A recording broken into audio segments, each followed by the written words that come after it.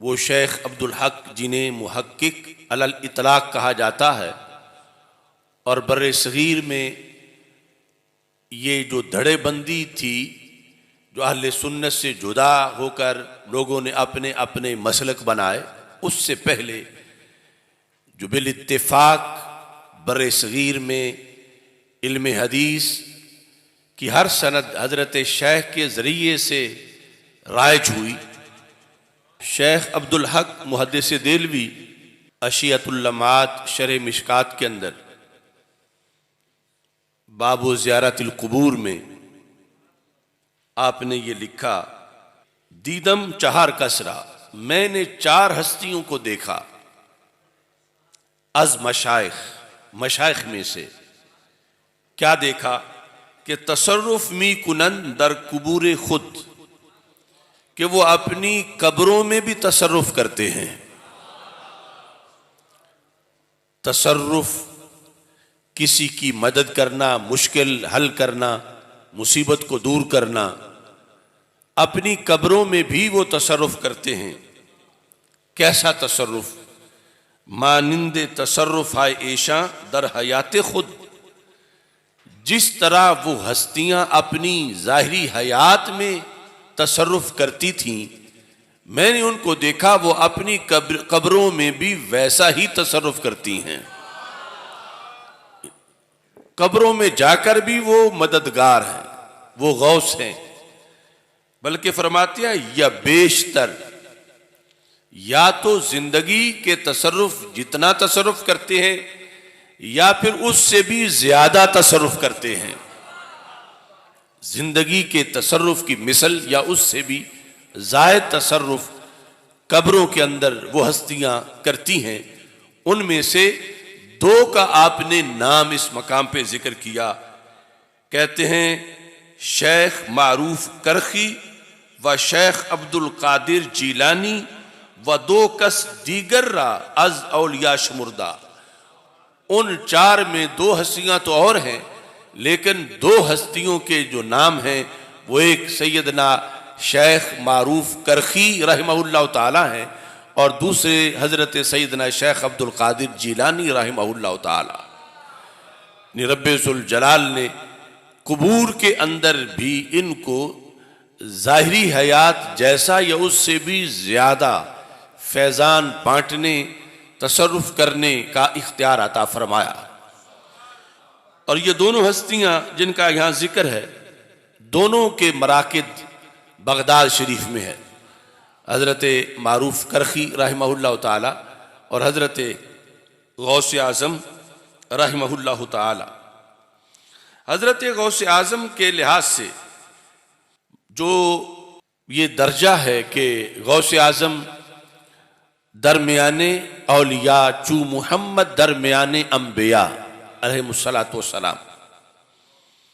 इस सिलसिला में हजरत शाह अब्दुल अजीज मुहद्दिस देहलवी, उन्होंने अपनी किताब जो उनकी तफसीर है, तफसीर अजीज़ी फतहुल अजीज, उसमें अलम नशरह की तफसीर के अंदर ये लिखा, एक बुलंद मर्तबे का जिक्र करते हुए कहते हैं, ई मर्तबा अज़ा मरातिब कि हेच कसरा अज बशर न दादान, कि मरातिब में से ये मर्तबा जो बनी नौ इंसान में से किसी इंसान को भी नहीं दिया गया, मगर बातोफैले ई महबूब मकबूल बरखे अज औलिया उम्मतरा अजू शम्मा अज महबूबियत आ नसीब शुदा। हाँ, महबूब आजम सैयदुल मुरसलीन खातमुन नबीयीन अहमद मुज्तबा जनाब मुहम्मद मुस्तफ़ा सल्लल्लाहु अलैहि वसल्लम की वसातत से, आपके वसीला से महबूबियत का ये दर्जा जो है, इसकी हल्की सी खुशबू अल्लाह ने चंद वलियों को अता फरमाई है। यानी अंबिया के बाद औलिया के अंदर चंद वली सारी उम्मतों में से ऐसे हैं कि जिनको उस मर्तबे की हल्की सी खुशबू दी गई है, थोड़ा सा हिस्सा उस महबूबियत का दिया गया है, और वो मिला वसातत के बगैर नहीं, वसीले के बगैर नहीं, बल्कि हजरत मोहम्मद मुस्तफ़ा सल्लल्लाहु अलैहि वसल्लम के तवस्सुल से अल्लाह ताला ने महबूबियत का, इनफिरादियत का वो मर्तबा कुछ वलियों को अता किया है। हजरत शाह अब्दुल अजीज कहते हैं, जिसके नतीजे में वो वली मसजूद खलाइक व महबूब दिलहा गश्तान, इसमें से पहला लफ्ज जो है वो तो उसका तर्जमा नहीं किया जा सकता, लेकिन दूसरे का ये तर्जमा है कि उस महबूबियत की, उस खुशबू की बुनियाद पर जो रसूल अकरम सल्लल्लाहु अलैहि वसल्लम की वसातत से उन चंद वलियों को मिली, वो वली क्या बन गए। लिखा है कि महबूब हा दिल गश्ता, महबूब दिल हा गश्तान, वो दिलों के महबूब बन गए हैं। उनको इंसानों में बहुत ज्यादा मकबूलियत अता की गई है।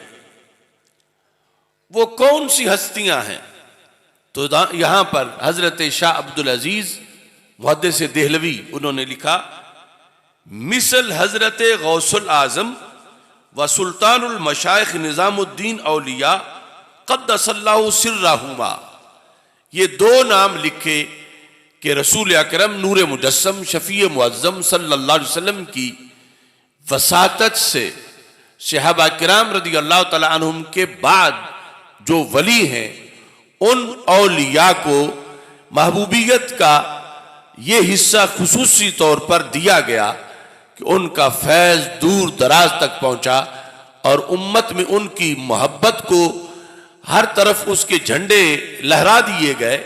उनमें से हजरत गौसे पाक रदी अल्लाह तआला अन्हु और निजामुद्दीन औलिया रहमहुल्लाह ताला, आपका बतौर ख़ास हजरत शाह अब्दुल अजीज मुहद्दिस देहलवी ने जिक्र किया। इब्तिदाई हवाला जात हैं जिनमें हजरत शेख अब्दुल हक मुहद्दिस देहलवी और फिर बाद में आकर हजरत शाह अब्दुल अजीज जो हजरत शाह वलीउल्लाह मुहद्दिस देहलवी के फयूज के कासिम करार पाए, इन्होंने जो इस सिलसिला में टाइटल मुंतखब किया सैयदना शेख अब्दुल कादिर जिलानी के जिक्र के लिए, तो वो टाइटल वही है जिससे आज हम ये कॉन्फ्रेंस मुनक्किद कर रहे हैं। लिखा कि हजरत गौसुल आजम कि गौसे आजम रहमहुल्लाह ताला को महबूबियत का अल्लाह ने खुसूसी मर्तबा अता किया। आज ये धड़ाबंदी के बाद और फिरका वारियत के बाद कुछ लोग जो शाह वलीउल्लाह को भी अपना मुक्तदा मानते हैं और शाह अब्दुल अजीज को भी अपना मुक्तदा मानते हैं और अपने आप को बर्रे सगीर में इनकी तरफ मंसूब करते हैं, और साथ ही अल्लाह के सिवा किसी को गौसे आजम मानने को शिरक करार देते हैं, तो ये कैसे बंद गली में बंद है कि जिनके जरिए से अपना तारुफ करवाते हैं वो तो 11वीं वाले पीर को गौसे आजम लिखते हैं और किसी आम रिसाले में नहीं, यानी अपनी तफसीर के अंदर ये गौसे आजम का लफज लिखा। और यहां तक कि इस्माइल देहलवी ने सिराते मुस्तकीम में गौसे आजम का लकब लिखा हजरत गौसे पाक के लिए। तो दुनिया ने अपने आप को बदला घड़ी घड़ी, एक हम अहले इश्क हैं जहां थे वो ही रहे, बदले ये हैं भटके ये हैं, हक को छोड़ा इन्होंने है, हम तो उसी रास्ते पर कायम हैं कि अल्लाह का हुक्म ना हो तो कोई पत्ता भी नहीं हिला सकता, और अगर अल्लाह चाहे तो रब जैसे किसी लकड़ी को अपनी मदद का मजहर बना सकती है, तो फिरौन के सांपों के मुकाबले में तौहीद की वो असा भी मददगार बन जाता है और उस पर अल्लाह की तजल्लियात का नुज़ूल होता है। और जो मोमिन है और कामिल मोमिन है उस पर तो उसके दिल पर रोजाना 360 जलवे नाजिल होते हैं। इन्नल्लाह ताला यंजुरु इला क़ल्बिल मोमिन फी कुल्लि यौमिन सलासमियातिन व सित्तीन नज़रतन। रब्बे ज़ुल जलाल कामिल मोमिन के दिल पर रोजाना 360 बार तजल्ली फरमाता है। तो जिस लकड़ी पे एक जलवा गिरे उसको इतनी कुदरतों का मजर होने का मकाम मिल जाता है। तो ये कामिल औलिया जो हैं, इनके ऊपर जब इतनी तजल्लियात का नजूल होता है तो ये यकीनन दस्तगीर भी बन जाते हैं, गरीब नवाज भी बन जाते हैं, गौसे आजम भी बन जाते हैं, गंजे बख्श भी बन जाते हैं। और ये सारे का सारा अल्लाह की कुदरतों का इजहार है।